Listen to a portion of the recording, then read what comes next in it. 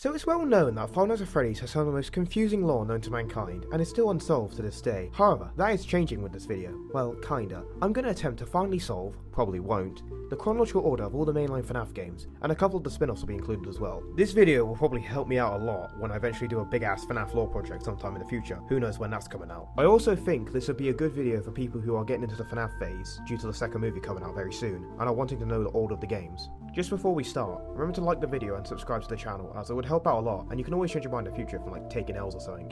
Now, let's go straight into the video and start off with the first game chronologically. Secret of the Mimic is confirmed to take place in 1979, which is before any FNaF game so far unless some Red Dead Redemption type of game happens. We know the game takes place in 1979 due to Arnold's work order by Fazbear Entertainment, which says September 7th, 1979, and also to extract blueprints from MCM facility. So yeah, 1979 is confirmed. It was also in the first teaser trailer of the game as well, further proving it takes place in that year. Now, on to the next game. Just like with Secret of the Mimic, FNaF 2 has a confirmed year it takes place in, which is revealed after beating Night 5. On the paycheck, it says 1987, so yeah, it's pretty straightforward, and it doesn't need that much explaining. I think some of you are probably wondering why I haven't put FNaF 4 down instead, but I'll get to that later. Now, on to the next installment. Okay, FNaF 1 is next on the timeline, and we know it's confirmed to take place after FNaF 2, as Ralph is still alive in 2, and he mentions the bite of 87 in FNaF 1. I don't know why I'm explaining this, everyone knows this is a fact. Now, what year does this game take place, since it's a big topic nowadays? Well, I still think it's the community consensus, 1993. This is because in the week before, Ralph takes Capella to school after each night shift. Well, she doesn't go on night 5, but she was meant to. This would mean Ralph is working Monday to Friday, which implies the FNaF 1 location operates on a Monday to Friday schedule, and since the story is the week before Mike's shift, this would mean he is also working the same schedule. Mike starts his shift on the 8th of November, and night 5 is on November 12th. In 1993, November 8th to November 12th is a Monday to Friday, heavily implying it's the year the game takes place. There's also Scott's Steam post from August 2015 where he said, "You know, when I released the first game over a year ago, I was amazed at how quickly everyone found every bit of lore and story. Considering 1993 was practically the most believed and proposed year of FNaF 1 at the time, it's likely we were right about that year." I go more in depth on the FNaF 1 year debate in this video, and I also go through more points that are not discussed in this one, so if you're interested, the link's in the description. Now, on to the next game, and this is probably the hard part of the timeline. Five Nights at Freddy's 4 is confirmed to be after FNaF 1. This is because we play as Michael Afton in the night gameplay segments thanks to the survival logbook confirming it. And we know it takes place after the events of the first game because you can hear a reversed and muffled version of the FNaF 1 Night 1 phone call made by Ralph, and only Mike could have heard this.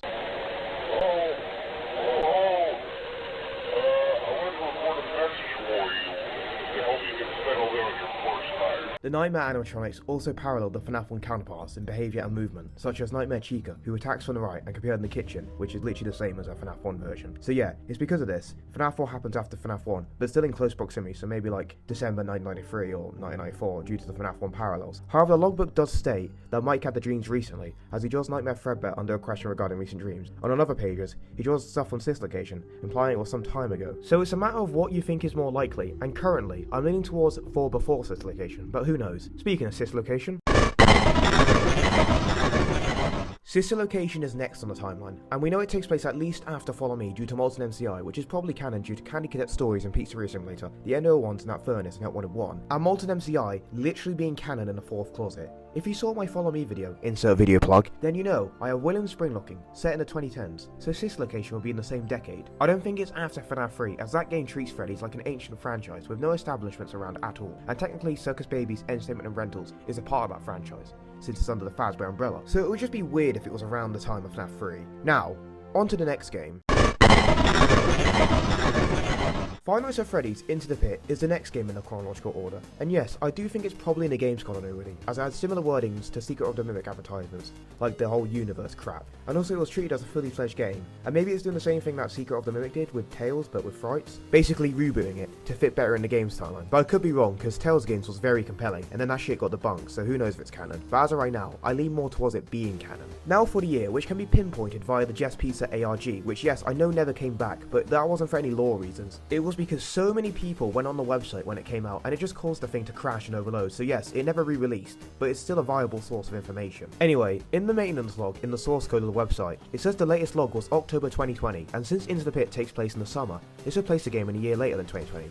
probably 2021 due to that abandoned classroom having a calendar that matches 2018, and it's implied that classroom is abandoned due to that calendar never updating at all in the game. And also it's implied that the mill in the town was the cause of it due to being the centre of everything in a way, and the Into the Pit story says how families moved away because of the mill's closure. Basically, they were kind of glazing the fuck out of it, to be honest. We know the mill closed 3 years prior to Into the Pit, so yeah, it's pretty concrete that the game takes place in 2021. However, is it before or after FNaF 3 and Pizzeria Simulator? Team Before has the arcade machines and posters in Jeff Pizza, which are the same ones that appear in Fazbear's Fright. There's also Trash in the Gang outside the mill and the dumpster, which matches up with how Mike finds them in the Dumpster Diver Weekly catalogue. And apparently, prior to the game releasing, the mill area had some relation to 2023 in the website's metadata, probably like a teaser or something. All I could find was this Reddit post explaining it. There is also a boarded up room in Jeff's Pizza, which is implied to be the safe room, which, if true, would mean Phondude and his team haven't found Afton yet. Also, if FFPS Freddy's is true, which is the theory that the FNAF 6 location is a refurbished Freddy Fazbear's Pizza, the MCI/1993 location, then it is impossible for Into the Pit to be after FNAF 3 and Pizza Sim, because, well, Pizza Sim would take place in that building, and you know how that game ends. Now, Team After has the Stitch Wraith, which appears by Oswald's window, which, if this is intentional and not a random Easter egg, then Into the Pit has to be after Pizzeria Simulator, as the Stitch Wraith is created after that game. There's also the Fetch minigame, which again, if it's lore intentional, then it again,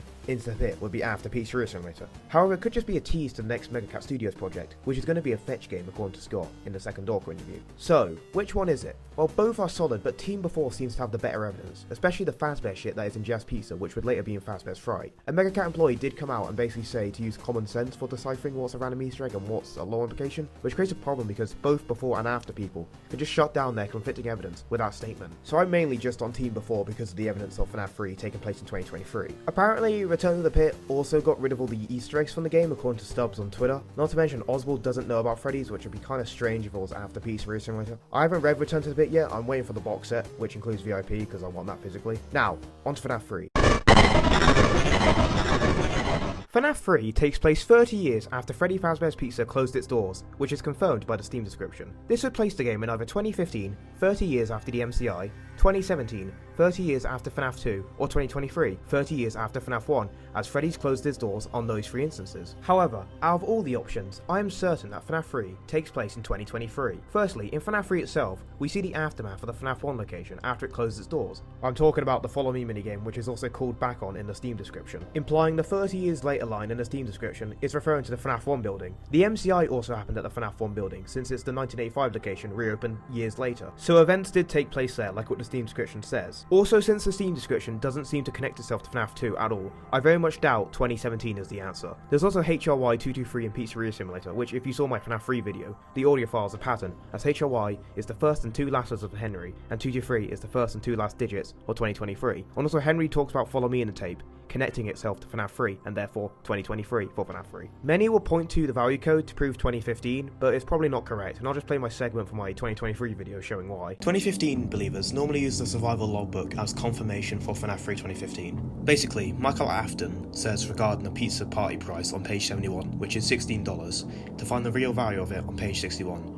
Real value is the price of something when adjusted for inflation. Once you go to page 61, you are met with a blackboard with numbers on it, which are 5 plus 4, which equates to 9. And then there's a 3 in the corner of the board, which you times the 9 by, so 9 times 3, which is $27. The 27 would be the $16 adjusted for inflation.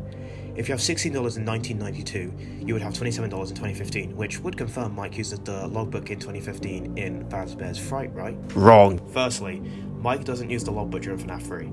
This is mainly due to the mention of Ralph's training cassette tapes in it, yet Phondude's excited reaction on night 2 implies it's his first time knowing about them and hearing them. Furthermore, if he did find them prior to FNAF 3, it would have made more sense for him to play them on night 1 and before. Also, there's quite literally no branding of the Fazbear Fright's name, like, even if it's meant to look like an authentic Fazbear Entertainment logbook, they'll still at least add their name in somewhere for promotional reasons. Also, this version of the value code method assumes FNAF 1 1992, which I don't see as likely anymore due to the week before heavily implying the FNAF 1 location uses the standard Monday to Friday schedule, as Ralph sends Capelli out of school after each shift, and since the story is the week before Mike's shift, this would mean he's also used this schedule. If true, only 1993 and 1999 are the possible years for FNAF 1, as November 8th to November 12th, the days Mike works on, is Monday to Friday in those years. So if you do the value code method but with 1993 instead, it would be $27 in 2017. But wait, wouldn't this imply FNAF 3 2015? Maybe, but Hyperdroid made a pretty good interpretation of it, which is that Scott can predict future inflation, 2023's actual value, so he used 2017, the year the logbook released, to show it take place in modern times. Basically, he was playing it safe. Also, it could just be a meta fact, or it might not have any lore relevance at all, and it was just said to find Cassidy's name. Who knows? Going back to Scott's Steam post in 2015, he said regarding FNaF 3, then Part 3 came out, and once again the story was uncovered by the community. It seemed like there was nothing I could hide. Our story encompasses everything, including the setting, so this can imply we were correct about 2023, as it was basically the only proposed option, and 2015 didn't even exist as a theory back then. There's also the source code message in the offline teaser hyping up FNaF 3's release as well, which says, Five Nights at Freddy's, 30 years later, only one. Which could imply it says the game is 30 years after FNaF 1, since it's officially called Five Nights at Freddy's. The only one part is definitely referring to Springtrap though. So yeah, overall, FNaF 3 is set in 2023 most likely, and if you want to get even more precise, probably September 2023, as what we found, which is a retelling of FNaF 3, takes place at the start of fall, which starts in September obviously. Now, the next game in the order.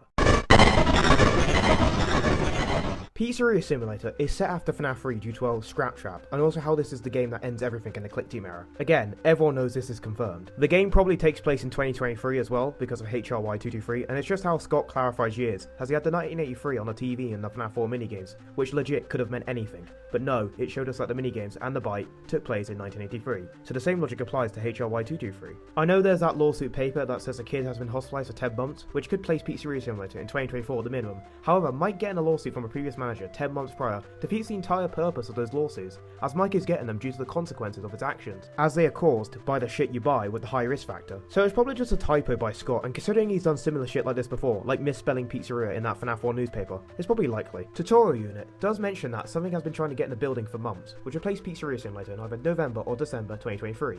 Right, on to the next game. Ultimate Custom Night is also set in 2023, and literally during Henry's Fire. This is because in the Void soundtrack, you can hear flames in the background.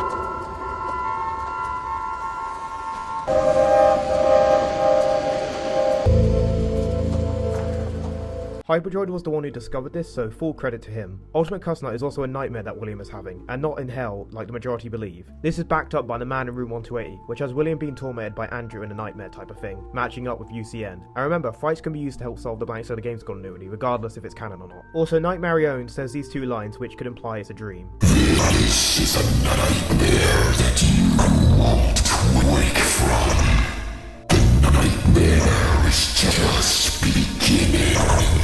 Some of the soundtrack titles, such as Hibernating Evil and Where Dreams Die, further connect UCN to being a nightmare. So yeah, UCN is also in 2023. Now, next game. Help Wanted 1 takes place after Pizzeria Simulator. This is because of the Scrap Baby plushies in the game, which can only exist after Pizza Sim, since Scrap Baby was around only during the events of that game. Also, Help Wanted was the start of the new era of FNaF, so it would be weird if it took place in like 2023 before Pizza Sim. We know it takes place several years after Steve Snodgrass created the in-universe games due to Hand Unit's line. That's why we have recreated many of these completely fictitious scenarios, lies, that you've been fed over the last several years. So it's probably set in the late 2020s. We also know it takes place before Security Breach because we see the Pizzaplex under construction in that teaser thing. Alright, next game. Special Delivery is after Help Wanted, as the Pizzaplex does seem to be up and running, and Vanessa is employed there, so it's probably not that long before the events of Security Breach. Therefore, the game probably takes place in like the early 2030s or something. Now, for the next installment. Security Breach probably takes place in 2035, 12 years after FNaF 3 and Pizzeria Simulator. This is due to the calendars in-game matching that year. However, apparently these calendars might be a reused asset. However, they are modified, and it does connect to the Fred Masquerade poster, and that's probably Steel Wool's own asset. Speaking of which, this poster seems to say 2035 on it, so the calendars could be reliable. Who knows? Newer evidence was found that was also added on the FNaF Theories wiki. On this whiteboard in a daycare, although I swear I remember seeing it everywhere around the Pizzaplex, a bar mitzvah is happening on March 15th, and these events can only happen on a Saturday or a Thursday. March 15th, 2035 falls on a Thursday. Also, in Chinese culture, 2035 will be the year of the rabbit, and Security Breach is filled with rabbit and bunny imagery because of Vanny, Burntrap, Glamour Bonnie, etc. This evidence is also used for FNaF 3 2023, as 2023 is also the year of the rabbit. What's strange as well is that 1987 is also the year of the rabbit. So take that as you will.